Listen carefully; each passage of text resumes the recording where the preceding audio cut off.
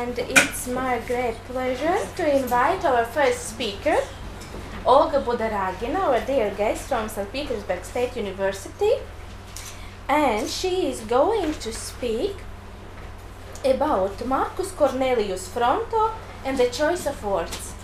Olga, please. Okay, thank you very much. It's my pleasure to be here. Okay. So today I plan to talk about Cornelius Fronto, who was the leading figure of Roman letters of the mid-2nd century. And he was considered not the first and even not the second, but the figure which was equal to Cicero during his lifetime at least. But unfortunately, his speeches are almost completely lost. And the largest part of his heritage, as we have it today, is his correspondence with the members of the Antonine dynasty, Marcus Aurelius, Lucius Verus, and Antoninus Pius. Being a highly educated and wealthy man, Fronto made his house the center of an elite community, which was called by him contubernium, a band, crew, or brotherhood. And he speaks about the members of this contubernium not as his pupils, discipuli, but as his followers, sectatores, or fellows, contubernales. Due to his high reputation as a teacher, Fronto was appointed a tutor of Latin rhetoric of the two adoptive sons of the emperor Antoninus Pius, at first of Marcus Aurelius and sometime later of his younger brother Lucius Verus. We know that the most extensive and famous literary canon of antiquity was compiled at the end of the 1st century by Quintilian. This list was composed in the framework of his didactic program, of course. That is why he deals with the authors from the standpoint of their appropriateness in the training of orators and in shaping their styles. Unlike Quintilian, Fronto was not a professional teacher, and he didn't associate himself with any formal educational institution. At the same time, he also had fixed didactic principles, and as a tutor of two future emperors, had opportunities to implement them. This is why it makes sense to look at his literary preferences, which are illustrated by his reading list. Actually, I wouldn't call it canon for one main reason. As far as we know, he didn't write treatises or textbooks on the topic, and private letters are not the most suitable place for a systematic discussion of the issue. So what authors did Fronto believe to be a new standard for those who would like to achieve success in the field of rhetoric, and what criteria of choice did he apply in his list making? Though literary issues are discussed throughout the whole body of correspondence with Marcus and Lucius, detailed accounts are not numerous. So it is not appropriate to talk about fixed list as such. Nevertheless, his preferences can be detected from his observations and comments. In the history of literature, Fronto is associated with the most significant trend of the period, which is defined as archaism. The term is as old as the end of the 19th century, and it was introduced by Edward Norton. One can see that Fronto favored pre-classical authors, which included prose writers prior to Cicero and poets before Virgil. This is very true in general, but the chronological criterion wasn't the only one. Fronto, for example, had a very high opinion of the historian Sallust, who was 20 years younger than Cicero. This means that stylistic account was also taken into consideration, because this historian is well known for his abundant use of archaism. Besides the latter, Fronto's list of favorite authors included such names as Ennius, Cato the Elder, Plautus, Lucretius, and a number of others whom we know just by names and in fragments. Although Ennius and Cato seem to be number ones to Fronto in poetry and prose respectively, he never recommends his pupils to follow one particular model, and believes that a speaker should be able to use various styles. One can see from the correspondence that teacher was very effective in sharing his taste for old authors with his students, and that his ideas commanded their respect. What is really striking about Fronto's reading list in comparison to Quintilian's canon and the later tradition is the fact that he omits certain names which we at least consider to be classical. In his letters, Fronto never refers to the greatest Latin epic Virgil. Horace is mentioned once. He is called at least a remarkable poet, poeta memorabilis. But then Fronto jokes and says that he has a connection to Horace through Maecenas, and it is Fronto's Gardens of Maecenas. Of course, he has in mind his famous villa at the Esquiline Hill, a huge one and very luxurious, which previously belonged to Maecenas and then to Augustus. Here we approach the main criterion of Fronto's list making. Unlike Quintilian, he doesn't select best representatives in a particular genre, but makes instead a sort of stylistic hierarchy, established according to the ability of writers to find suitable and appropriate words that should be looked for in pre-classical authors. At the same time, Fronto and Quintilian share attitudes towards Cicero and Seneca, who were, of course, at that time considered to be major figures. They similarly find limitations and imperfections of Seneca's the younger style and speak very high of Cicero. The latter has received the longest account of all in Quintilian's discussion of Greek and Latin writers. And he's treated in two sections, though Quintilian says that Cicero is great in any department of literature. So he talks about him as an orator and compares to Demosthenes, and as a philosopher, according to Quintilian, he can be rival to Plato. To Quintilian, I quote, the name of Cicero has come to be regarded not as the name of a man, but as the name of eloquence itself. In the next section, I shall compare this purely panegyric discussion of Cicero with Fronto's attitude, which is much more diverse and mixed. Whatever Fronto's personal literary tastes were, he couldn't omit, of course, Cicero in his teaching program. What is more, he underlines his good knowledge of Cicero's writings and states that, I quote, he has most attentively read all his works. So in a number of letters, Cicero is spoken of in a quite Quintilian's manner as the main Latin orator, and Fronto calls him the head and source of Roman eloquence. Caput atque fons Romanae facundiae. So does Fronto always approve of his great predecessor? On the one hand, Cicero is more than once mentioned among his beloved prose authors, such as Cato and Sallust, which proves, of course, his high opinion of the orator. On the other hand, he doesn't seem to be Fronto's favorite in the art of oratory. The latter explicitly says that he prefers Cicero's letters to his speeches. Quotation, all Cicero's letters, however, should, I think, be read even more than his speeches. There is nothing more perfect than Cicero's letters. This was an answer to Marcus' request to provide him with a selection of Cicero's epistles, either in full or in parts. Fronto sends what he had himself accepted on the matter of eloquence, philosophy, and politics, as well as some expressions that seemed to him elegant and remarkable. At the end of this letter, and this is, of course, a sign of sincere adoration, he says that all Cicero's letters are worth reading.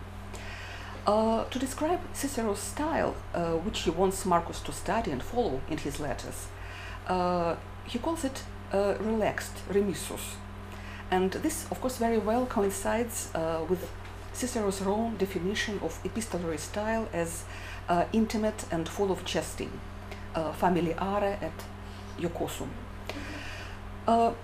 His perfect epistolary skill is mentioned once in a letter addressed to Lucius Verus. Fronto discusses at length the importance of rhetoric for the ruler, a subject of great importance for him, and states that the preference of a letter form for some treatises.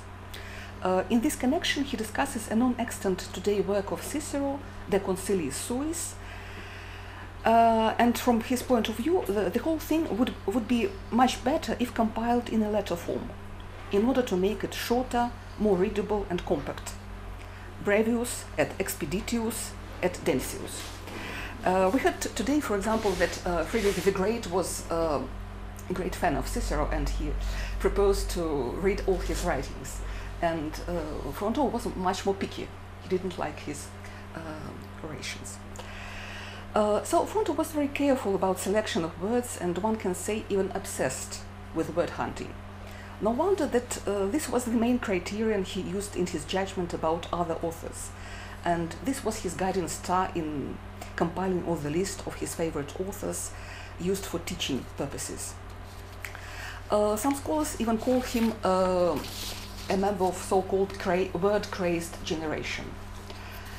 One of the earliest letters about the right choice of words is addressed to Marcus and presumably dates from 139, when Fronto was appointed his tutor. The letter discusses his didactic principles and contains the longest passage ever dedicated to Cicero.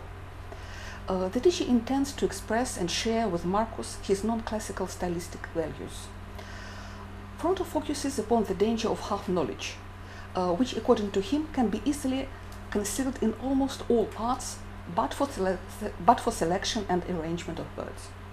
He argues that even among old authors, not all paid due attention to the choice of words, citing as good examples Cato, Sallust, Plautus, and Ennius. A whole paragraph below is devoted to Cicero's word usage.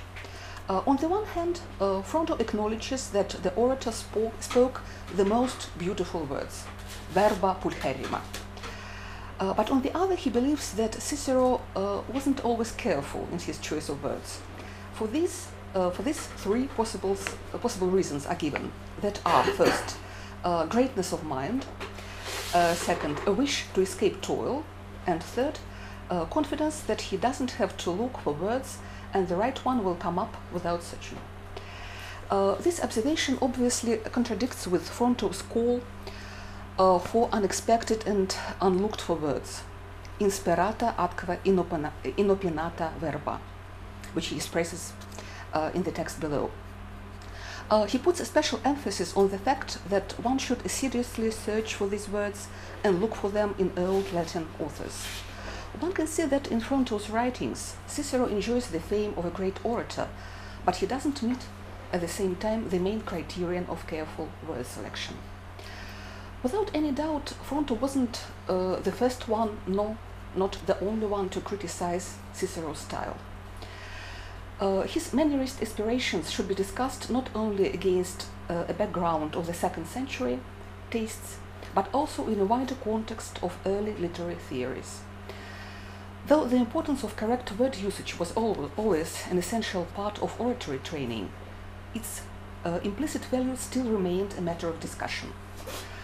The core of this dispute was a disagreement of content versus form, supremacy. The former approach can be best illustrated by a famous aphorism of Cato, rem tene verba sequentur. Grasp the subject, the words will follow. It's really striking, but Fronto, who rates Cato among his favorite writers, fails to understand this very essence of his literary priorities. On the other hand, Cicero, who, in spite of Fronto's assertion, was never careless about word selection, backs up Fronto's opinion and uses it as an argument in his polemics with the so-called ethicists, like Julius Caesar and Licinius Scalius. In the 1st century, Quintilian, a true follower of Cicero, talks about res, contents, and verba, words, and he believes that they are mutually complementary. He also mocks those writers who can never stop to hunt for something better and archaic, to the detriment of sense. So in a way, by saying this, he could have predicted Fronto's appearance. So to sum up, the aim of my paper was to look at Fronto's literary preferences in connection with his teaching program.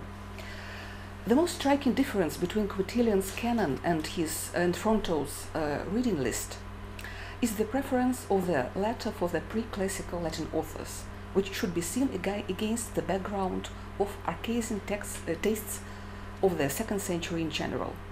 However, what is typical only of Fronto is his almost obsessive concern about the right choice of words. Thank you.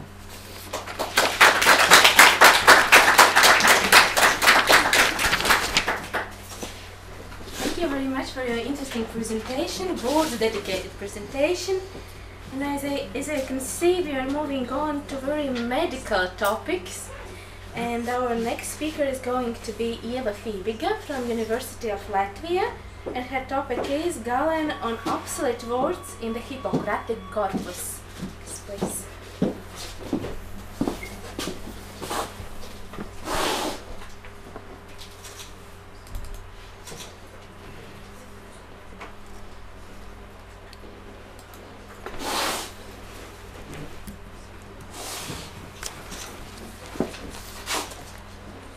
Dear audience, I will read my paper, Galēna on obsolete words in the Hippocratic corpus in Latvian, but I haven't forgotten our guests. For them I have prepared a presentation in English with background on ancient Greek physician Galen and examples of his treatise, explanation of Hippocrates' obsolete expressions. And the paper is a small part of my doctoral thesis, Metaphorical Terms in Ancient Greek Medical Texts. Though this paper isn't some kind of linguistic analysis, it is more like introducing with Galen's non-medical but philological glossary type treatise. Kā jau tikko minēju, šodienas referātam izvēlētā tēma ir Galēns par novecojušiem vārdiem Hipokratiskajā korpusā. Jeb varētu arī teikt Galēns par glosām Hipokratiskajā korpusā. Manā pētījumā šī tēma Antiquitas Viva konferencei izrietēs pavisam loģiski, jo sengrieķu medicīnas tekstos ir traktāts, kas pielīdzināms glosārijam, proti Galēns aprakstīja neparastus Hipokratiskā korpusā esošus vārdus. Antīkajā pasaulē tapuši dažāda rakstura filoloģiski teksti, sākot ar tematiski plašiem traktātiem, kas ietver piezīmes, komentārus un monogrāfiska rakstura darbus, un beidzot ar tematiski šauriem traktātiem, kas veltīti kāda konkrēta jautājuma izskatīšanai, piemēram, katalogu un dažādas sāraksti, izglītojoši ievadi literāriem tekstiem un vārnīcām līdzīgi traktāti. Pie pēdējiem vārnīcām līdzīgiem traktātiem pieder viens no galēniskā korpusa sacerējumiem. Protams, šāds darbs rakstīts, jo bija tāda nepieciešamība un ir vairāki iemesli, kāpēc tā tas bijis. Un tagad īsti par to, kādi tad ir bijuši cēloņi. Tātad cēloņi, kas mudinājuši Galēnu rakstīt par novecojušiem Hipokratiskā korpusa vārdiem. Hipokrats senajā Grieķijā 5. gadsimtā rakstīja traktāts par medicīnas jautājumiem. Izveidojās Hipokratiskais korpus, kurā ietilpst paša Hipokrata un viņam piedāvātie traktāti. Tāpēc Hipokratiskajā korpusā ir teksti, par kuriem var droši teikt, ka tie tapuši 5. gadsimtā, kad prozas teksti lielākoties rakstīti joniskajā dialektā, taču ir arī tādi, kuros vērojam tikai cenšanās atdarināt 5. gadsimta grieķu valodu. Arī Galēns rakstīja traktāts par medicīnas jautājumiem, bet vairāk kā 5 gadsimtus pēc Hipokrata, tas ir ap 2. gadsimtu mūsu ērā, kad pastāvēja Romas impērija.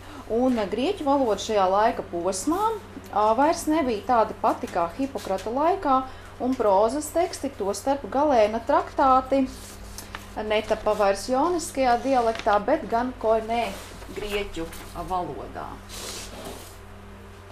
Tādēļ Galēns, kurš pievērsās ne tikai ārstēšanas mākslas tematiem, bet arī jautājumiem, ko šodien pieskaitītu humanitārajai jomai, ir apkopojis, sistematizējis un komentējis neparastus un novecojušus vārdus, kas vērojami Hipokratiskajā korpusā.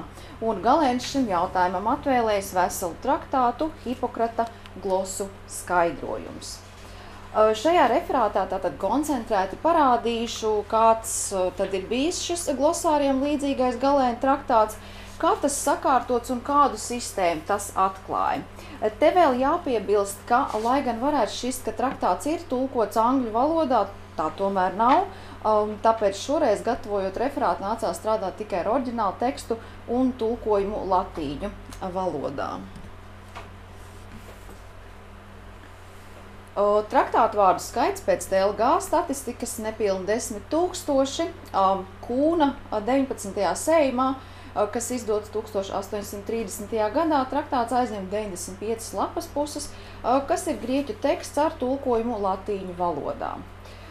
Vispirms var traktāta sakārtojumu. Kā jau tas sagaidāms no glosārijam pielīdzināma traktāta, tas kārtots alfabēta secībā, grieķu alfabēta secībā, protams. Taču vispirms Galēns sniedzis ievadu, uzrunājot savu senu draugu Teutru. Galēns Teutram veltījis arī traktātu par vēju griešanu, kurā viņš norādījis, ka raksta to pēc Teutra lūguma un aicinājuma. Tāpat ir arī ar šo tekstu. Galēns rakstījis, ka traktāts top, kā Teutrs vēlējies, ka tas aplūko Hipokrata glosas un ka tas kārtots burtu, proti alfabētiskajā secībā. Un pirmais iemesls šāda darba tapšanai, ko ievadā nosauc pats Galēns, ir tas, ka, citēju, senos laikos lietošanā bija tādi vārdi, kas tagad vairs nav. Tāpat ievadā nosaukti līdzīga veida traktāti, kurus Galēns īsi komentējis, radīdams iespaidu, ka ir ar šiem darbiem pazīstams. Piemēram, šādā veidā aprakstītā atsevišķi skaidrošanas vērti Homēra un Aristofana lietoti vārdi. Galēns arī novērojis, kā Hipokrats nonācis pie dažādiem vārdiem, kurus lietojas mūsdienu izpratnē kā terminus. Piemēram, Hipokrats pats 5. gadsimtā izmantojas novecojušus vārdus kāda medicīniska jēdziena apzīmēšanai un nosaukšanai. Viņš arī pielietojas jaunu vārdu darināšanu, kā arī dažiem vārdiem viņš piešķīris jaunu medicīnā izmantojuma nozīmi, kas gan nav pavisam atšķirīga no iepriekšējās, toties ir ar to saistīta. Un te jau iezīmēs metaforisku terminu veidošanās princips, kad esošiem vārdiem tiek piešķirta jauna nozīme, kas daļai saistīta ar iepriekšējo.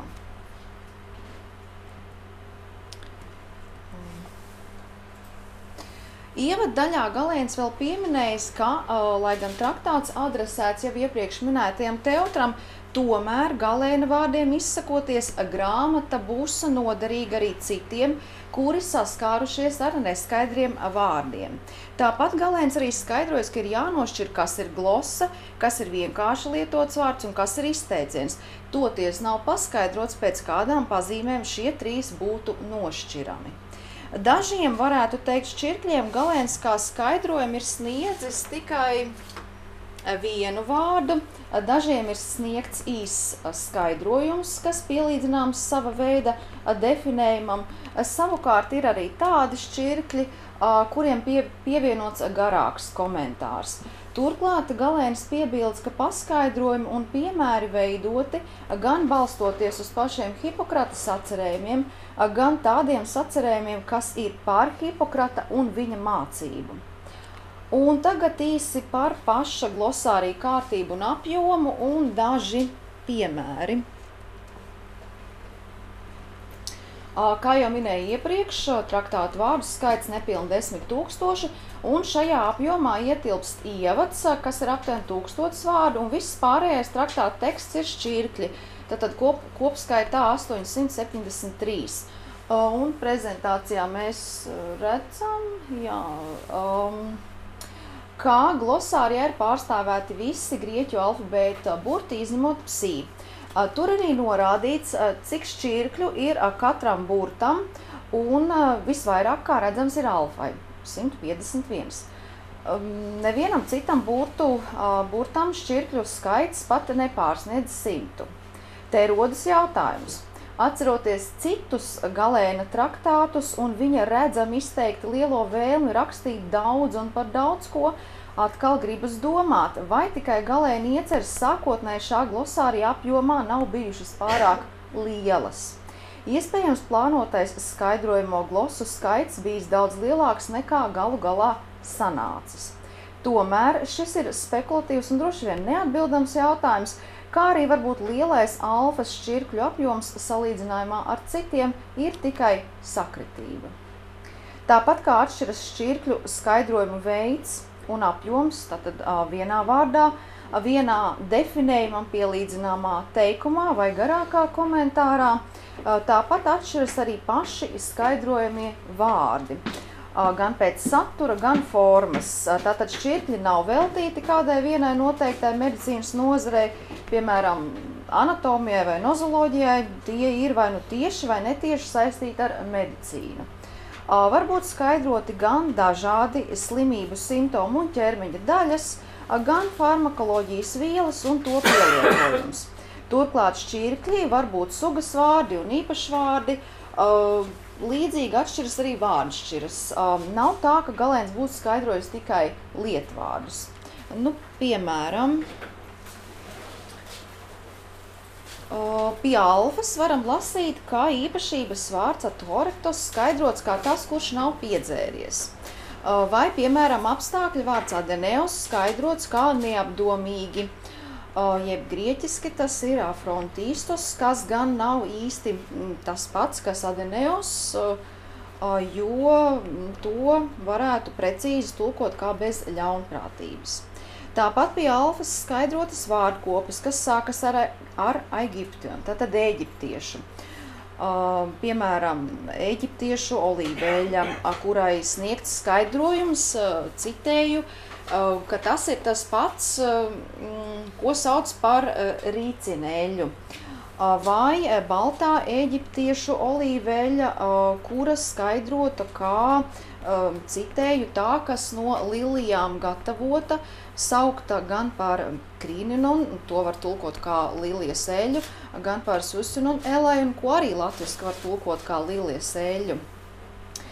Pēc līdzīgas manieras skaidrots arī baltā eģiptiešu ziede, tātad, un tā skaidrot šādi, citēju, saukt arī par mendetas, domāts ziedi, sagatavota no lilijām un garšaugiem, jeb saldiem augiem, dēvēta par ziedi, nevis eļu, un arī tad saukta vēl divos variantos, ko arī latviski varam tulkot kā lilijas ziedi abos gadījumos. Pēc šī Galēns atvēlējis šķirkli eģiptiešu ziedei, kas skaidrota kā ziede no Eģiptes dzelkšņa zieda, saukt arī par metopionu, nu, un šķiet, ka to laikam vienā vārdā iztulkot īsti nevar, vien aprakstoši, aromātiska eģiptiešu ziede. Un vēl pēdējais līdzīgais piemērs ir eģiptiešu alauns, tad alauns ķīmiska viela, un tas skaidrots kā, citēju, tas, ko mēs saucam gan par schistē, gan par trischistē, un nu, šķiet, ka īsti iztulkot šos divus vārdus nevar. Lidl Scott vārnīca pie šiem diviem vārdiem devusi nevis tulkojumu, bet gan komentāru, ka tās ir Galēna glosas pie attiecīgā šķirkļa. Un, lai rastos labāks iespējas par Galēna veidoto glosāriju, piedāvāja aplūkot šķirkļus, kas sākas ar nī. To ir tikai 5, toties dažādi. Tātad pie nī pirmais šķirklis ir nausiosies, tātad nu, varam tulkot kā vemšanas, un varētu pat domāt, ka ar to jāsaprot jūras slimība, taču Galēns šo skaidrojas kā, citēju, asins pārplūšanas, kuras sauc arī par izliešanām. Tas ir pārnests vārds no tiem, kuri vemj asinis uz kuģa. Nevarētu teikt, ka pēc šāda skaidrojuma daudz kas paliktu saprotamāks, tomēr, kas šajā šķirklī ir ļoti svarīgs un pieminēšanas vērts, ir darbības vārds, tātad aurista forma no metafēro pārnest, kas liek aizdomāties par metafors funkciju jauna vārda nozīmju radīšanā. Te vēl jāpiebilst, ka Galēns ir apzinājies metaforas nozīmi savos nepoētiskajos traktātos un nepieciešamības sakārtot un pilnveidot ārstu vārdus jatrikono nomata, jeb šodienas izpratnē medicīnas terminoloģiju, un par ārstu vārdiem Galēns ir rakstījis traktātā par ārstēšanas metodi. Atgriežoties pie nīšķirkļiem.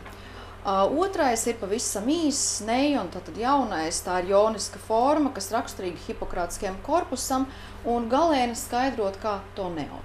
Trešais šķirklis ir neomen, un to varētu tulkot kā tas, kas nāk vai kas ienāk. To, kā tas iedaras medicīniska rakstura glosārijā, var lasīt skaidrojumā, citēju, tas, kas peld, darināts no neiztkai, sākotnēji par sieviešu, domāts slimībām, gan par placentu, gan par embriju. Tātad darbības vārds attiecināts uz noteiktu medicīnas jomu, ieguvis termina funkciju. Ceturtais šķirklis, kas tāpat kā otrais, ļoti īss, ir darbības vārds nepēlē, kas skaidrots ar citu darbības vārdu, un abus latviski varētu tulkot, kā ir nespējīgs vai ir nevarīgs. Un kā redzams, šķirklim nav nekādu plašāku komentāru. Un visbeidzot, piektais šķirklis ir nuktalupes, nakts akli, un skaidrots šis šķirklis ļoti līdzīgi tie, kas nakts akli tulkojumā. Bet, lai gan latviešu valodā šķiet, ka tas pats ir izskaidrots ar to pašu, grieķu tekstā tā tomēr nav. Turklāt lidliskot vārnīcā norādīts, ka leksēma nuktālopes sastopama vien divreiz divos Galēna traktātos, un viens no tiem, protams, ir šodien aplūkotais. Tāpat šajā traktātā ir šķirkļi, kuri skaidrojumos izvērsti daudz plašāk nekā tikko rādītie. Piemēram, tādi gari šķirkļi. Tāda veida šķirkļi redzami ekrānā, un tomēr šodien tos mēs sīkāk neaprakstīsim. Tajos Galēns parasti sniedzis gan aprakstāmās glosas sinonīmus, definējumu, kas ietver gan īsu paskaidrojumu, gan to, kā tā vēl tiek dēvēta, kā arī autors un to sacerējumus, kuros šī glosa parādās. Taču lielākoties traktātā ir sastopami īsi šķirkļi, kas skaidroti tikai ar vienu vārdu. Nobeigumā jāpiebilst tas, ka šis ir viens no retajiem filoloģiska rakstura traktātiem, kas ir saglabājies līdz mūsdienām, jo lielākā daļa no tiem ir zudusi. Tas saglabājies tieši medicīniskās tēmas dēļ. Un vērtējot šo traktātu, jāsaka, ka īsti par vārnīcu to tomēr uzskatīt nevaram, un tam ir daži iemesli. Proti savu lielo sajūsmu par Hipokratu kā visizcilāko ārstu un visu ārstu paraugu Galēns ir klāstījis un minējis vairākos traktātos. Un šī apjūsmošana manām arī šajā, lai gan diezgan netieši. Tas izpaužas tādā veidā, ka, lai gan traktāta nosaukums norāda uz neparastu un novecojušu vārdu skaidrošanu, tas tomēr ir kas vairāk nekā tikai vienkārša vārdu skaidrošana. Pa laikam tekstā iezīmējas tāds kā sentiments un hipokratiskas doktrīnas. Un, lai gan šajā konferencē gribētos apgalvot, ka Galēna traktāts Hipokrata glosas skaidrojums ir kā viena no pirmajām medicīnas vārnīcām, tomēr jāatzīst, ka tā laikam īsti nav. Pirmā vārnīca, kas ietver tikai un vienīgi medicīnisku saturu, ir izveidota un izdota 17. gadsimta sākumā. Paldies!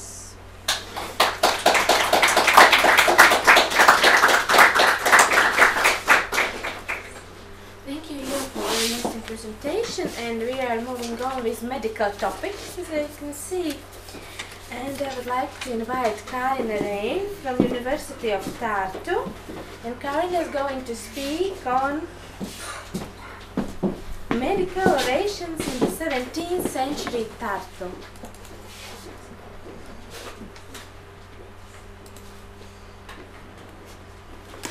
Thank you.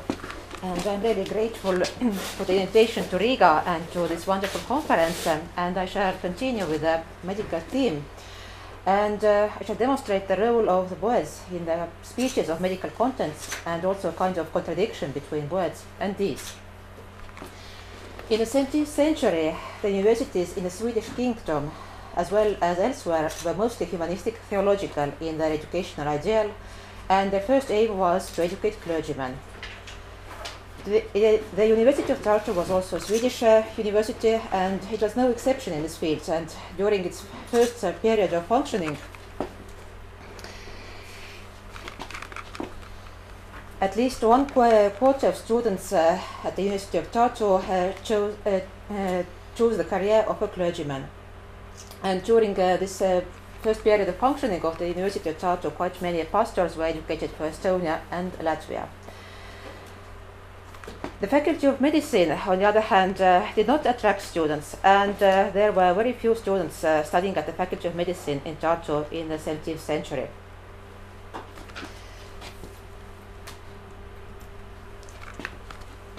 The reasons for the lack of interest towards medicine were absence of an anatomical theatre and the botanical garden, which hindered tuition in the field of medicine, and also problems of finding a job as a physician.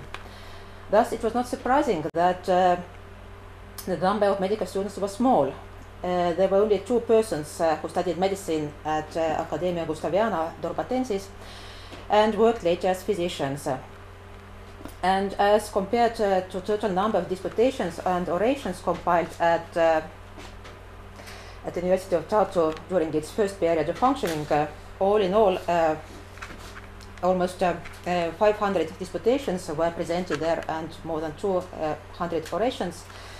But the number of medical works was insignificant. There were 2 disputations, or there is 3 in the brackets because one disputation was presented before the foundation of the university, and there were also 2 orations of medical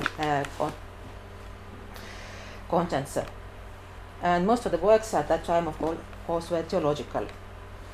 Thus, as there were almost no students of medicine at the Swedish University of Tartu, those who presented works about ars medica at that time were most often students of theology and future clergymen, who probably did not have much contact with medicine in their future profession.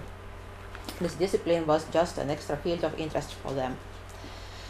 The year 1632, when the University of Tartu was founded, did not bring anything positive to the medical faculty of the university. An outstanding scholar, Johannes Raikus, who was meant to be the first professor of medicine at Tartu, he was invited from the University of Uppsala. He died the same year that the University of Tartu was founded in 1632. Probably this was also one of the factors which hindered the tuition in the field of medicine. And the first student of medicine arrived to Tartu in 1637, that is 5 years after the foundation of the university. According to the first constitution of the University of Tartu, the teaching of medicine was based on ancient authors and their commentaries. For example, a study of chemistry was not included in the curriculum of the medical faculty, although it was widely discussed in Europe at that time. From the constitution, we can see that the medical faculty was planned to have 2 professorships, but in reality only 1 professor of medicine was employed, and sometimes the position of the professor of medicine even remained vacant. And although the first constitution declared that there had to be 1 dissection of human cadaver per year, it can be claimed that these dissections never took place during the first period of activity of the University of Tartu. Up to the 19th century, it was allowed to dissect only corpses of criminals, and as Tartu was rather a peaceful place, probably the corpses of criminals were not too often available in Tartu. And in such kind of situation, when there were no students of medicine at the University of Tartu, the professor of medicine had to make efforts in order to demonstrate his faculty in a better light than it really deserved. And now some words about the background of the first professor of medicine at the University of Tartu, and then I shall proceed to the theme, how the time of his professorship is recorded in printed text. The first professor of medicine at the University of Tartu became Johann Belov, or in Latinized form Johannes Belovius. He was born in Rostock and also died in Rostock. He studied at the universities of Wittenberg, Greifswald, Erfurt, Leipzig, and he became Doctor of Medicine at the University of Rostock in 1628 with a dissertation, De Variolis et Morbillis, Thesis Inauguralis. And in his thesis, Beloff describes smallpox and measles. And this doctoral thesis is also the only written work known by him, which has preserved to us. And this first professor of medicine stayed in Tartu for 10 years, from 1632 to 1642. And in Tartu he communicated with people who were interested in the mysticism of nature. It has been presumed that he was interested in Paracelsus doctrine, although there is no proof for that. And as there were no educated doctors in Tartu at that time, Beloff's main occupation was that of town physician, and at the same time he was medicus ordinarius at the Royal Court of Law. And after his Tartu period, he stayed for some time in Riga, but in 1643 he traveled to Moscow as he was invited to be a personal doctor of Russian Tsars, and at the end of his life he returned to Rostock when he died in 1668. And as there were extremely few students of medicine in Tartu, Johann Beloff delivered lectures on anatomy and botany for students from other faculties. No medical disputations were written or defended in Tartu during his professorship, but there are two orations, academic speeches from that period dealing with medical themes, presented by students of theology. And thus here are the titles of these speeches. First, Oratio de Medicina from 1637, and then Oratio de Homine from 1640. And let's proceed to the first speech, Oratio de Medicina. It was presented on the 31st of October 1637. And just 3 weeks before that, the first student of medicine was immatriculated to the University of Tartu. And obviously that event influenced the presentation of a speech on a medical theme. The student who delivered Oratio de Medicina, Fridericus Heinius or Friedrich Heine, came from Rostock, like the professor of medicine Johann Beloff. And he was the son of professor of law at Academia Gustaviana. And obviously these influences can also be influences about his origin can be felt in his speech. Probably he was chosen to present an oration on a medical theme, as he was someone whom the professor of medicine knew already. And as he was son of a professor of law, he claims in his speech that lawyers and laws are doctors and medicine of the society. And lawyers and there is a parallel with amputation in the second passage. You can see lawyers and laws remove the vices from the town and the world in order to keep the state healthy. And as the presenter, Fridericus Heinius, was a student of theology, there are a lot of allusions to the Bible and to Christian authors. You can see a quotation from St. Augustine, which speaks about the treatment of frenetic persons in a quite cruel way. As it's told here, blood of the doctor is poured and the medicine of the frenetic is prepared.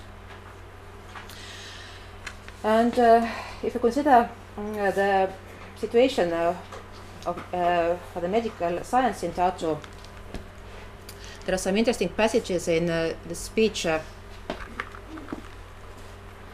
which describe the medical conditions in Tartu. The author of the speech stresses that by us, that is the Europeans, it's very praiseworthy that many people have dedicated themselves to medical studies. We can remind us that there was nobody studying at the medical faculty in Tartu, and the first student of medicine had arrived a few weeks ago. And Friedrich Heine praises Tartu's medical conditions, mild climate and vigorous growth of herbs. and he calls his audience to witness to the dissections that have been carried out in Tartu. No dissections of human cadavers are known from the period of Academia Gustaviana in Tartu, but obviously dissections of animals took place at that time. And tuition in the field of medicine was rather poor and episodic in Tartu, but the author of the speech stresses that not all the nations have had doctors at hand at all times, and he points to the Babylonian example in Herodotus Book 1, where there is a description of Babylonian treatment of diseases. Namely, Herodotus tells that in Babylonia sick persons were brought to the marketplace so that everyone could give advice to these persons how to heal his or her disease, and so the conditions in Tartu were not the worst ones, you can understand. And as a student of theology, the author of the speech speaks about spiritual medicine. The most outstanding doctor, according to the author, is according to the author of the oration, is the God, and he emphasizes that Jesus often healed incurable diseases with a single word, and gave these abilities also to his disciples. And the name Jesus is a synonym to health. And from the side of ancient Greeks and Romans, he also tells that the first doctor, according to pagans, was Apollo, who was honored like a god of physicians. And the speech defines medicine by the means of the Latin word medium. Medicine is as if a midway between missing and excessive. And in the 17th century, physicians were not considered to be all-powerful. Curing of diseases was generally considered just one task of medical science, and the other one being medicine's prophylactic function. So you can see in the second passage this stressing of this prophylactic function, and medicine should also cure the diseases which are possible to curable diseases. And at the end of Friedrich Hein's oration, there is a congratulation by the first student of medicine at the University of Tartu. His name was David Kunitius, in the Latinized form, or David Kunitsa. Came from Pomerania. And it is interesting that this first student of medicine exhorts the author of the speech to continue with his studies, and probably also with medical themes. But this first student of medicine at the University of Tartu did not present any medical works himself. He just wrote poems at the University of Tartu. So we don't have medical works by him. And now let's proceed to the second oration of medical contents, Oratio de Homine. The author of the speech was Swede, Sigvardus Olaivalander, and his speech was held on 28th of March 1640. And in his speech, the author describes the human life as a midway between the life of angels and the life of animals. And he defines the subject matter, I would say. Oratio de Homine tells that the word homo comes from the word humus, mud or the earth. And this explains also the double nature of man, consisting of body and soul. And at the first glance, it seems that this speech is totally theological. There is nothing. It has nothing to do with medicine. The approach here is theological, but the central part of the speech is a kind of anatomical physiological compendium which covers 3 pages. And the conventional rhetoric seems to be forgotten there. And I think that the author of the speech belongs to among the few students who have taken the course of medical faculty, and so he takes advantage of the possibility to demonstrate his knowledge in this field. So it's just the beginning of this anatomical description, the important words written with capital letters. So he describes here, as you see, bones, ossa, and cartilago, ligamentum, tendo, caput, cranium, facies, and he continues with anatomical description of a man.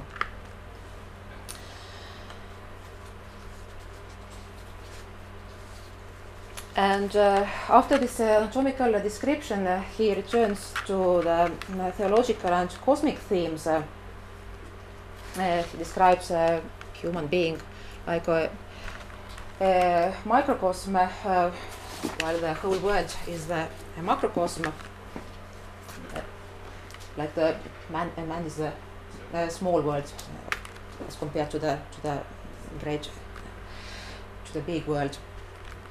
And there are some words about women as well. There are some typical sayings, a quotation from the Bible, how the woman was created, and also a saying which is to belong to Aristotle, that a woman is an imperfect man.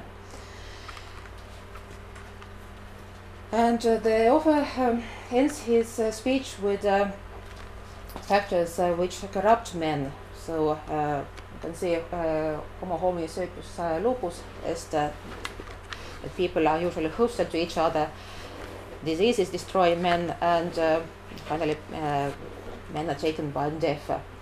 And probably this oration can be called symbiosis of medical and theological approach to the subject matter. And to conclude, nowadays we have got used that medicine should be a practical field. From the speeches held in the 17th century Tartu, you can see that they were just words and not deeds. The orations of medical contents were held in order to glorify and praise medicine in a situation when it did not flourish, in fact. The words were the means which tried to improve the situation, to prettify the situation. But in spite of that, we cannot underestimate the importance of these two orations held in Tartu, as they are the only sources which inform us that the tuition in the field of medicine really took place in Tartu during the professorship of the first professor of medicine. Although those who dealt with medical themes were neither students nor professors of medicine. Paldies par uzmanību. Thank you for your attention.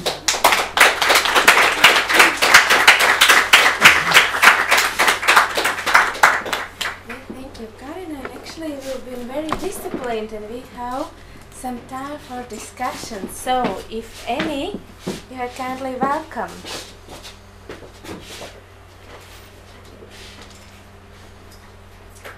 Yeah, yes, please. My first question is, I don't understand why there is not any word from psi to psi, to either psi, psyche. This it's not for you. I'm sorry very much. Karina, it's the next will be for you, but Okay. sorry very much. No, I don't understand why. I don't have an idea of what see. One can presume that it could be something like psychopathia, Zero. Because I understand the topic was like on obsolete words. Most probably he did not consider this word like obsolete. Maybe that could be the point, actually. Like, the author didn't consider this word like an obsolete one. Something like that. Yeah. Any others? Questions? And my question to Yeah. Karina. Yes, Karina, and there is this expression that femina sig mal imperfecta, imperfectus, with reference to Aristoteles. In which place? Is it really from Aristoteles? No, I think it's not in fact a quotation from Aristotle. It's thought that it's his, but it's in fact that it's not. It's authority. Yes, yeah, it's somehow kind of saying, but it's in fact it's not belongs to Aristotle.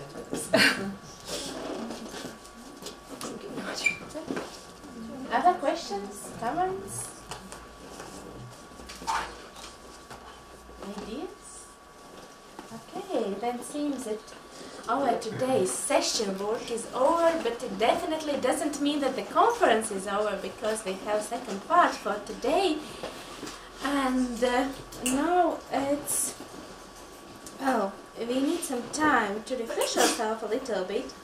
So let's agree in that way that we are meeting near the entrance to the faculty in 20 minutes. Will it be okay? So 10 past 2 o'clock, and then we all together in a nice company. I hope the weather will still be very lovely. And we are going to visit the National Library of Latvia. So thank you very much for walking this session. This applause for you.